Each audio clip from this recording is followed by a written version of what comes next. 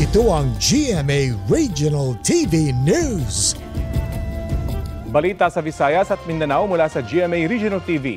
Nananawagan ng tulong ang mga anak ng isang construction worker na na-diagnose ng severe leptospirosis sa Cordova dito sa Cebu. Cecil, kumusta na ngayon yung biktima?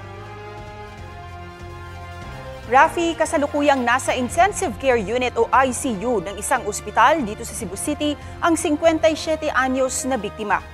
Kwento ng isa sa mga anak, posibleng nakuha ng ama ang sakit mula sa naipong tubig papunta sa kanyang pinapasukang construction site.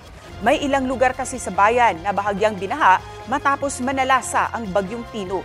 Bukod sa lagnat, nahirapan ding huminga at tumayo ang kanilang ama makalipas ang isang linggo. Isinugod nila sa pagamutan ng ama at doon na-diagnose ng pneumonia. Sa isang social media post na lang daw nalaman ng Cordova Municipal Health Office ang sinapit ng biktima na hindi raw nagpatingin sa kanilang primary healthcare facility. Bukod sa biktima, wala nang ibang kaso ng leptospirosis na naitala sa bayan.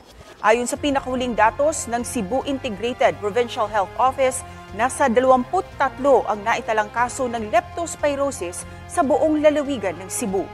Muli pong paalala ng Department of Health, maghugas agad ng katawan kapag lumusong sa baha.